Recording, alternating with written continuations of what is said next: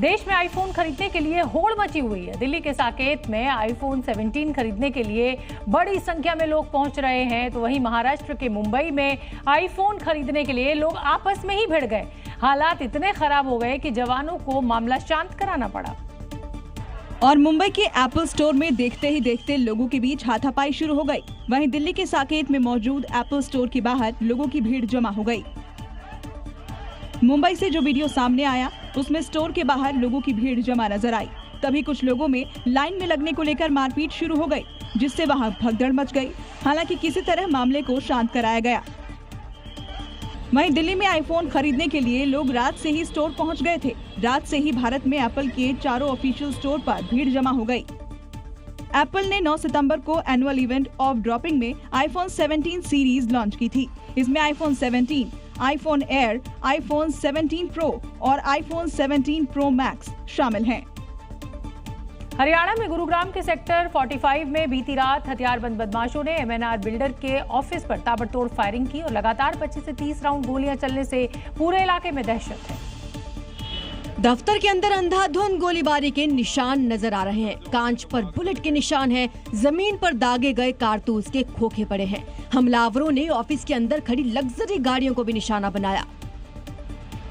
अज्ञात बदमाशों ने करीब 25 से 30 राउंड गोलीबारी की, जिससे पूरा इलाका दहल गया।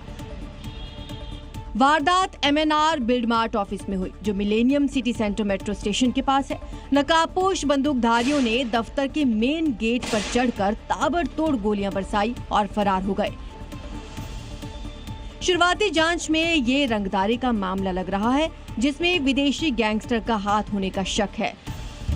पुलिस दफ्तर में लगे सीसीटीवी फुटेज खंगाल रही है और दावा यही है कि अपराधी जल्दी पकड़े जाएंगे। लेकिन गुरुग्राम जैसे हाईटेक शहर में वारदात होना सुरक्षा व्यवस्था पर भी सवाल खड़े कर रही है।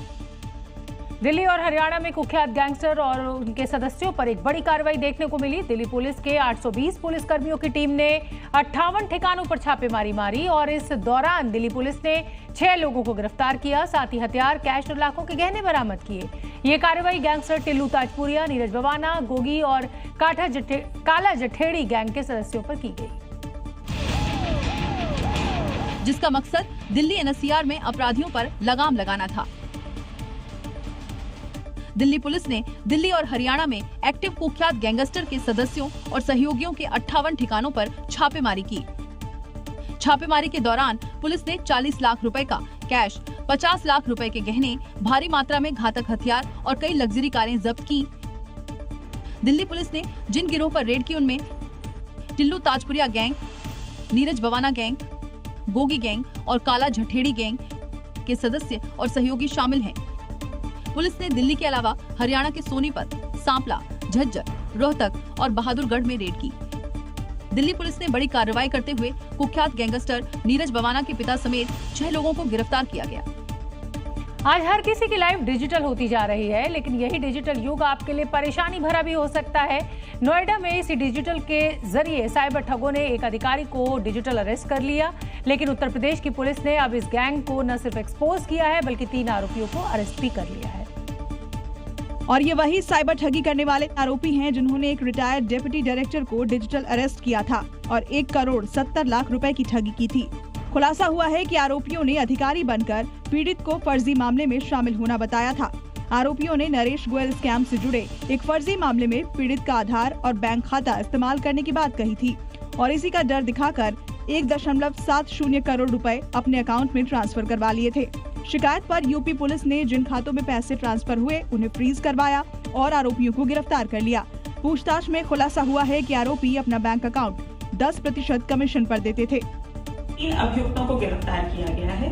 ये अभियुक्त साइबर फ्रॉड की धनराशि को अपने बैंक अकाउंट में कमीशन के लिए प्राप्त कर रहे थे। अन्य अभियुक्तों के बारे में जानकारी की जा रही है। जांच में सामने आया कि ये गैंग देश भर में एक्टिव था और इनके बैंक खातों के खिलाफ एनसीआरपी पोर्टल पर कई राज्यों में शिकायतें दर्ज हैं। त्योहारों का मौसम शुरू हो चुका है और साथ ही जारी है मिलावटखोरों के खिलाफ प्रशासन का ऑपरेशन, ताकि नवरात्रि पर भक्तों की थाली हो शुद्ध और सुरक्षित। उत्तर प्रदेश के अलीगढ़ में फूड सेफ्टी डिपार्टमेंट की टीम एक्शन में नजर आ रही है। अधिकारी लोगों को जागरूक करने में भी लगे हुए हैं और साथ ही दुकानदारों को ऐसा न करने की चेतावनी भी दे रहे हैं। हाथों में मौजूद ये पीले रंग की पर्ची कोई आम पैम्पलेट नहीं, ये चेतावनी है खाने पीने का सामान बेचने वाले खाद्य कारोबारियों के लिए। ये संदेश है उपभोक्ताओं के लिए कि कैसे वो मिलावटी सामग्री खरीदने से बचें और उनकी पहचान कर पाएं। अलीगढ़ में खाद्य सुरक्षा एवं औषधि प्रशासन ने 3 टीमों का गठन किया है, जो पूरे नवरात्र जिले के हर हिस्से में दुकानों में बिकने वाले सामानों पर बारीकी से नजर रखेगी। व्यापारियों से फल, दूध, मिष्ठान और कुट्टू के आटे की शुद्धता पर विशेष ध्यान देने का आदेश जारी किया गया है। एक ही तेल का बार बार इस्तेमाल नहीं करने को कहा गया है। अखबार पर भोजन न परोसने और खाद्य पदार्थों को ढक कर रखने को कहा गया है। वहीं उपभोक्ताओं से भी आग्रह किया गया है कि खाद्य सामग्री खरीदते समय हमेशा वैधता तिथि देखें और रसीद लेना न भूलें।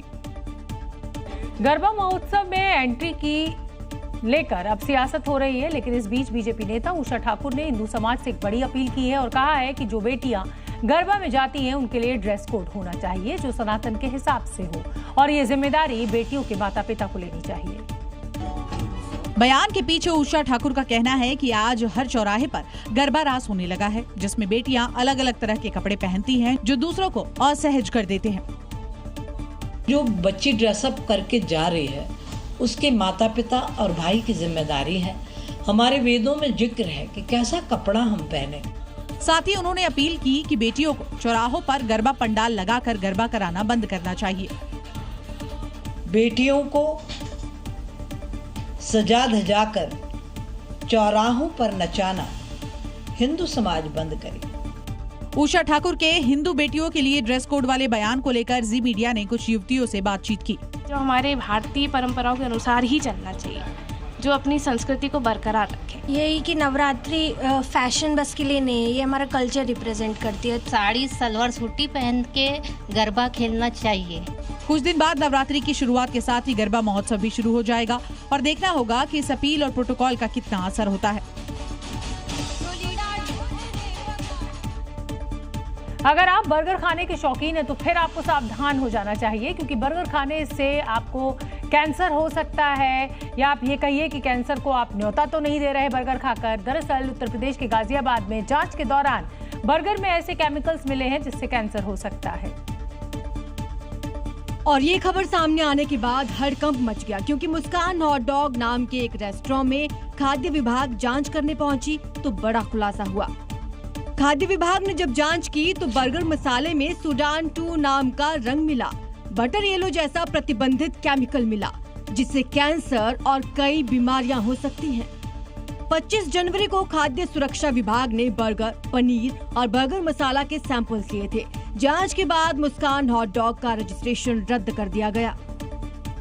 साथ ही खाने पीने का कारोबार करने पर रोक लगा दी। यही नहीं, रेस्टोरेंट मालिक को 15 दिन में रिपोर्ट देने का आदेश दे दिया गया है।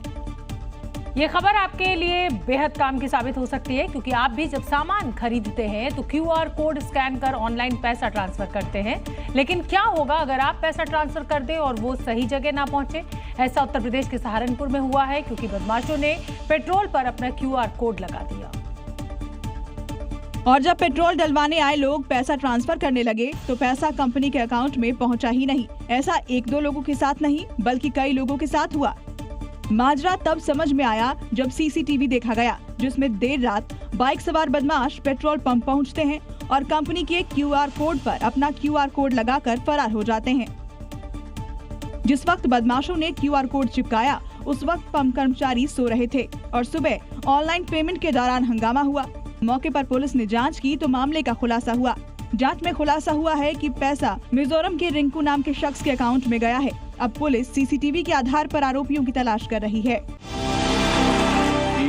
ग्राउंड ब्रेकिंग एंकर, जर्नलिस्ट और जी न्यूज के एडिटर। जोरदार तालियां for mister Rahul Sinha.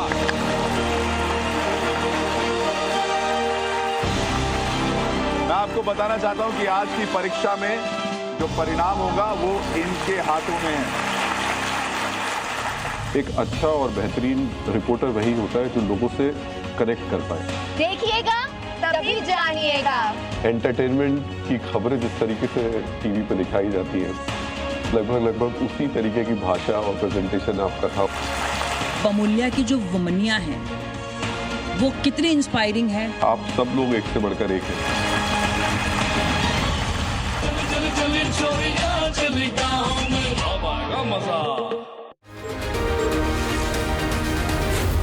Zee News।